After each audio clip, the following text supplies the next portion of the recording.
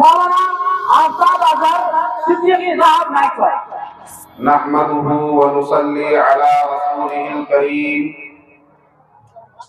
अम्मा बाद, अऊज़ु बिल्लाहि मिनश शैतानिर रजीम, बिस्मिल्लाहिर रहमानिर रहीम।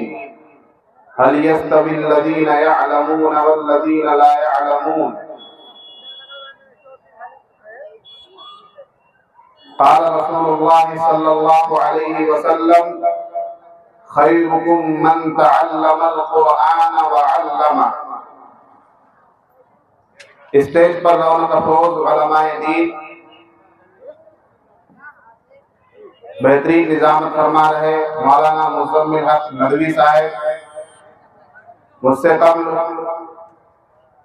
बहुत ही अहम, पुरजोर, बाअसल और शोलाबार लहजे में तकरीर फरमाने वाले हजरत मौलाना शमीम रियाज नदवी साहब, मुहर्रिक मजलिस उलमाए मिल्लत, कारी मोईन अख्तर साहब, जामिया इब्राहिमिया उम्मुल हुदा गेरामारी के मोहतमिम हजरत मौलाना गुलाम मुस्तफा साहब कासमी, मौलाना शकील साहब मज़ाहिरी, फजीलतुल शेख ज़ैनुल आबिदीन सनाबली साहब, मौलाना अब्दुल वाहिद बुखारी साहब, मौलाना शमीम अख्तर इस्लाही साहब और दीगर मुअज़्ज़ज़ व मुकर्रम उलमाए किराम, सामने बैठे हुए मुअज़्ज़ज़ सामिईन और काबिल कद्र दीनी भाइयों, आज का ये इजलास अज़मत कुरान का इजलास है और ये इजलास मदरसा मिनहाजुल उलूम शफ़क़त नगर के इहाते में मुनाकिद हुआ है। ये मदरसा कोई बहुत पुराना मदरसा नहीं, बल्कि अभी चंद माह पहले इस मदरसे की बुनियाद रखी गई। फजीलतुल शेख मौलाना अब्दुल करीम जामिई साहब, जिनके रगो पे में दीन की और दीनी उलूम की कद्र है और जिनके नस नस में, जिनके खून के कतरे कतरे में दीनदारी और दीन की तबलीग व इशाअत का शौक और ज़ौक़ है, वो आज से नहीं बल्कि तकरीबन 3-4 साल से दीनी दावती मैदान में अपना फरीज़ा अंजाम दे रहे हैं। उनका मिशन कोई नया नहीं है। आज तकरीबन 3 साल से वो मुझे और हमारे अहबाब को जगह जगह, गांव महलों में, करिया करिया बस्तियों में लेकर जाते हैं। छोटी छोटी मस्जिदों का इंतखाब करते हैं, ऐसी बस्तियों में जाते हैं जहां दीन की दावत के लिए, दीन की तबलीग व इशाअत के लिए, कुरान व हदीस के मसाइल बयान करने के लिए बड़े बड़े उलमा की रसाई नहीं होती, जहां लोग दीन की आवाज सुनने के लिए तरसते हैं, जहां के लोग क़ाल अल्लाह व क़ाल रसूल की सदाओं से महरूम हैं, ऐसी जगहों पर वो जाकर दावती मिशन को चलाते आ रहे हैं। ये उनका नया काम नहीं बल्कि बहुत पुराना काम है और खुद उनके अंदर जो सलाहियतें मौजूद हैं और उनके अंदर दीन की, दीनी उलूम की, कुरान और हदीस की जो काबिलियत है वो कदरदानी के लायक है। हमारा ये इलाका अफसोस की बात है कि ऐसे बालियाकत और ऐसे सलाहियतमंद लोगों की कद्र नहीं जानता और कद्र करना भी नहीं चाहता। ऐसे लोग बहुत कम मिलते हैं और वो गांव, वो बस्ती जहां ऐसे अफराद पाए जाते हो, ऐसे उलमा पाए जाते हो कि जिनके दिल में दीन की कुढ़न पाई जाती हो, जिनके दिलों में दीन का दर्द मौजूद हो, ऐसे गांव वालों को चाहिए कि वो अपने उस आलिमे दीन को सर का ताज बनाए, वो उनकी कद्रदानी करें और उनके लिए हद्दल इम्कान अपने आप को बिछा दे, निछावर कर दे उनके ताउन के लिए। उन्हीं में से एक फजीलतुल शेख अब्दुल करीम जामिई साहब हैं। जब उन्होंने देखा कि इस आसपास के गांव में जरूरत है एक मकतब की, जरूरत है एक मदरसे की, जरूरत है कुरान और हदीस की तालीम की। तो उन्होंने अपने साथियों से मशवरा करके बाज़ाब्ता यहाँ काम की शुरुआत की और अल्हम्दुलिल्लाह अभी तो 3 शेड और छोटे पैमाने पर इस मदरसे का आगाज हुआ है। अगर वो साबित कदमी के साथ, इस्तिक़लाल के साथ यहाँ जमे रहे, और इस गांव वालों से मैं कहना चाहता हूँ, शफकत नगर वालों से कहना चाहता हूँ कि आप खुशकिस्मत हैं। आपके लिए ये सआदत की बात है कि आपके गांव में दीन का इदारा कायम हो रहा है, दीनी इदारा कायम हो रहा है, मदरसा मिनहाजुल उलूम, जहां आपके बच्चे कुरान और हदीस की तालीम हासिल करेंगे। ऐसे इदारों को तक़वियत देने के लिए, ऐसे इदारों को आगे बढ़ाने के लिए, ऐसे इदारों का ताउन करने के लिए हत्तल इम्कान आगे बढ़कर आइए। जहां तक आपसे हो सके आप इनका साथ दीजिए, इनका दस्तबाजू बनकर, इनकी आवाज से आवाज मिलाकर, इनके कदम को आगे बढ़ाकर आप इस मदरसे को ऊंचा कीजिए, बढ़ाइए, बुलंद बाला इमारत बनवाइए और आप अपने बच्चों के मुस्तकबिल की रोशनी का इंतजाम कीजिए। मेरे दोस्तों, इन्होंने नाम रखा मदरसे का मदरसा मिनहाजुल उलूम। मिनहाज क्या है? ये एक रास्ता है। कैसा रास्ता? जिस रास्ते में रोशनी हो, जिस रास्ते में कुमकुमे हो, जो रास्ता बिल्कुल साफ और शफाफ हो, जिस रास्ते में कोई तारीकी ना हो, कोई अंधेरा ना हो, कोई कबाड़ ना हो, कोई कांटा ना हो, कोई रुकावट ना हो, ऐसा रास्ता, उस रास्ते को मिनहाज कहते हैं। मिनहाजुल उलूम तमाम उलूम के सीखने का ये रास्ता है। इस रास्ते को अपनाइए, इस रास्ते को संवारिए, इस रास्ते को बनाइए। इस रास्ते में कुमकुमे लगाना, इस रास्ते में रोशनी का इंतजाम करना, इस रास्ते की हिफाजत करना, इस रास्ते को चमकदार बनाना, ये आपका काम है, अहले शफकत नगर का काम है, गेरामारी वालों का काम है, इंदरपुर वालों का काम है। मेरे दोस्तों, आप देखते हैं कि आपके समाज में एक राशन की दुकान खुलती है, फिर एक दूसरी राशन की दुकान खुलती है, फिर एक तीसरी राशन की दुकान खुलती है, फिर एक चौथी कारी मुहीद साहब की दुकान खुलती है, लेकिन कोई एतराज नहीं करता।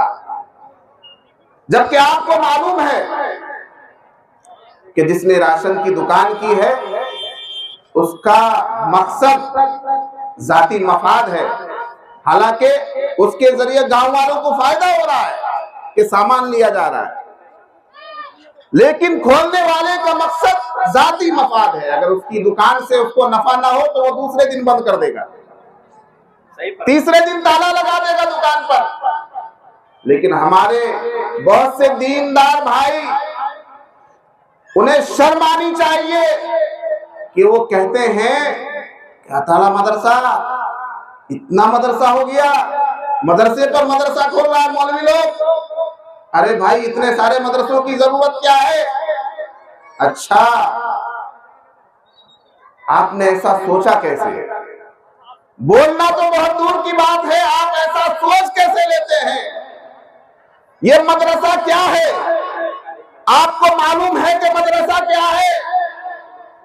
मदरसा कुरान और हदीस की तालीम गाह है, कुरान और हदीस की दरसगाह है। मदरसा क़ाल अल्लाह व क़ाल रसूल की सदाओं का दूसरों तक पहुंचाने का जरिया है। एक मदरसा खुले, 2 मदरसा खुले, 3 मदरसे खुले या 100 मदरसे खुले, आपको ये होना चाहिए, आपका मिजाज तो ये होना चाहिए कि ये सारे मदरसे कुरान और हदीस के सीखने का जरिया है। ये सब हमारी जरूरत है, ये सब कौम की, मिल्लत की, उम्मत की अमानत है। और इन सब मदरसों से आप ये समझिए, मदरसा क्या है, आप मिसाल से समझिए कि आपके मोहल्ले में एक चौक है, एक चौराहा है, उस चौराहे पर तारीकी है, अंधेरा है, लोगों को दिखाई नहीं देता। आपने कहा मिंबर साहब एक लाइट लगा दीजिए। मिंबर साहब आए और उस चौक पर उन्होंने एक छोटी सी लाइट लगा दी, लेकिन उसकी रोशनी बहुत ज्यादा नहीं फैल रही है। फिर आप गए मुखिया जी के पास, मुखिया जी सुनने में आया है कि सोलर लाइट आई हुई है, एक सोलर लाइट लगा दीजिए। मुखिया जी ने सोलर लाइट लगा दी, रोशनी और बढ़ी। आपने कहा कि नहीं नहीं इससे मजा नहीं आ रहा है, हमको तो 50 फीट वाला बड़ा वाला लाइट चाहिए। आपने एमएलए साहब से राब्ता किया या मौलाना शरीफ नियाज नदवी से पैरवी करवा ली या किसी जिला परिषद से जाकर आप मिल लिए और आपने कहा कि हमको एक लंबा चौड़ा बड़ी वाली लाइट चाहिए। तो आपके चौक पर वो बड़ी लाइट भी लग गई, जिससे आपका पूरा चौक रोशन हो गया, पूरा चौराहा रोशन हो गया। सिर्फ चौराहे तक नहीं बल्कि आपके घरों के दरो दीवार तक रोशन हो गए। तो आप बताइए कि कोई आप में ऐसा कहने वाला होगा कि मियाँ पहले से तो एक लाइट थी, दूसरी लाइट की क्या जरूरत थी, पहले से दूसरी लाइट थी, तीसरी लाइट को लगाने की क्या जरूरत थी? कोई ऐसा नहीं कहेगा। अगर कोई कहेगा तो लोग कहेंगे कि ये बेवकूफ है, इसको अकल नहीं है, इसको समझ नहीं है। इसी तरह ये मदरसे हैं, ये जमीन पर जितने मदरसे खुले हुए हैं, जैसे आप आसमान की तरफ नजर उठाते हैं और आसमान पर आपको चमकते हुए सितारे नजर आते हैं, इसी तरह जमीन के खित्ते पर फैले हुए, जमीन के तुलो अर्ज पर फैले हुए और चारों तरफ खुले हुए ये मदरसे जमीन पर चमकने वाले सितारे हैं मेरे दोस्त। तो इन सितारों से, इन लाइटों से, इन कुमकुमों से किसी को दिक्कत नहीं होनी चाहिए, बल्कि हमें आगे बढ़कर इनका साथ देना चाहिए। कुरान में अल्लाह तबारक व तआला फरमाता है, तावनु अलल बिर्रि वत्तक़वा वला तावनु अलल इस्मि वल उद्वान, कि नेकी और तकवा के कामों में लोगों का साथ दो, ताउन करो, मदद करो। तावनु अलल बिर्रि वत्तक़वा, तकवा के काम में, नेकी के काम में लोगों का साथ दीजिए, ताउन कीजिए, मदद कीजिए। अब आप देख रहे हैं कि मदरसा मिनहाजुल उलूम एक मदरसा खुल रहा है जहां कुरान की तालीम होगी, हदीस की तालीम होगी, जहां आपके बच्चे को दीन सिखाया जाएगा, नमाज सिखाई जाएगी, रोजा सिखाया जाएगा। आपके बच्चे यहाँ आकर कुरान और हदीस की तालीम हासिल करेंगे। आप अपने दिल पर हाथ रख के कहिए कि ये नेकी का काम है या कोई और काम है, ये दुनिया का काम है या दीन का काम है, ये तकवा का काम है या परहेजगारी से अलग कोई काम है। हर कोई ये कहेगा कि मौलाना ये परहेजगारी का काम है, ये दीन का काम है, ये तकवे का काम है, ये नेकी का काम है, ये बिर का काम है। तो ऐसे काम में ताउन की जरूरत है। कुरान का हुक्म है ताउन करो, साथ दो। अगर आप माल से साथ दे सकते हैं तो माल से साथ दीजिए, जान से साथ दे सकते हैं तो जान से साथ दीजिए, और अपना वक्त लगाकर साथ दे सकते हैं तो वक्त लगाकर साथ दीजिए। मौलाना का हौसला बढ़ाकर साथ दे सकते हैं तो हौसला बढ़ाकर साथ दीजिए।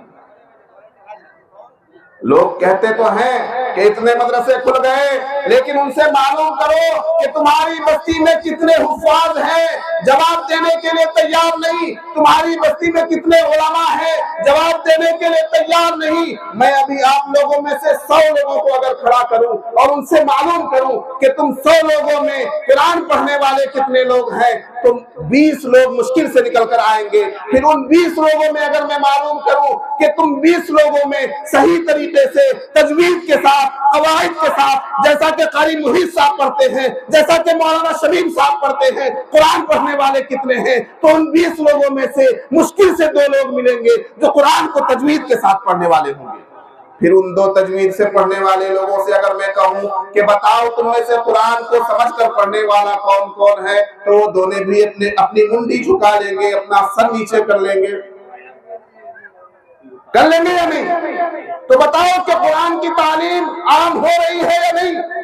अभी भी जरूरत है कुरान की तालीम को आम करने की, अभी भी जरूरत है अपने समाज को, अपने गांव को, अपनी बस्ती को कुरान की तालीम से रोशनास कराने की। ये रोशनी है, इस रोशनी को जितना भी हासिल कर लिया जाए कम है।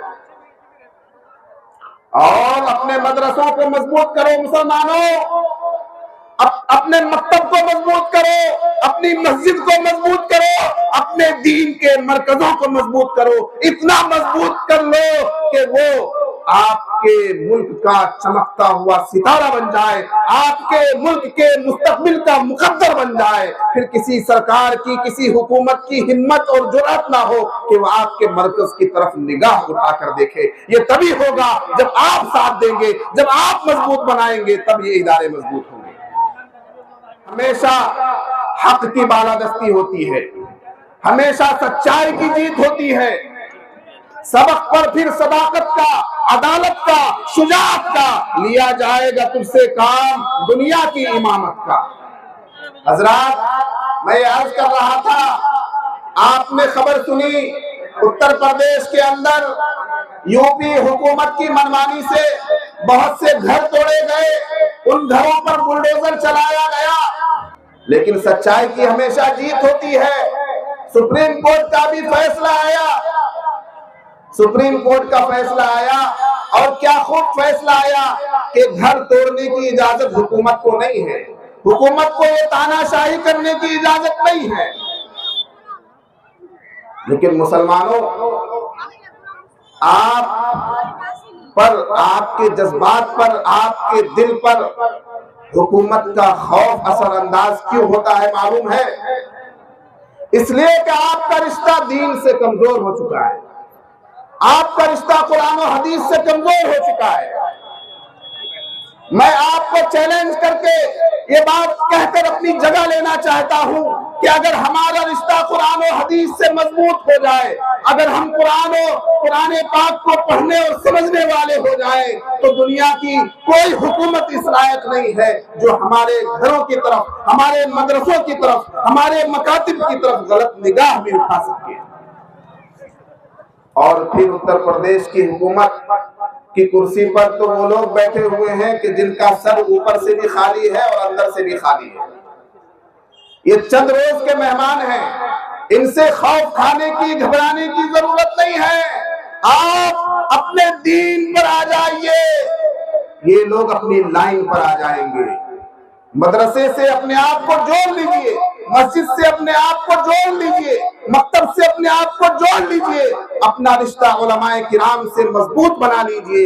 इंशाअल्लाह दुनिया की कोई ताकत आपको डरा नहीं सकती, आपको हिला नहीं सकती, आपको खौफजदा नहीं कर सकती। मेरे दोस्तों, जो दीनदार है आज भी अला बिज़िक्रिल्लाह तत्मइन्नुल क़ुलूब, जो दीनदार है आज भी पुरसुकून जिंदगी गुजार रहा है, जो दीन से जुड़ा हुआ है उसकी जिंदगी पुरसुकून है। अल्लाह तबारक व तआला हमें दीन पर अमल पैरा होने की, सिरात मुस्तकीम पर गामज़न होने की तौफीक मरहमत फरमाए, और मदरसा मिनहाजुल उलूम को दिन दूनी रात चौनी तरक्कियात से नवाजे।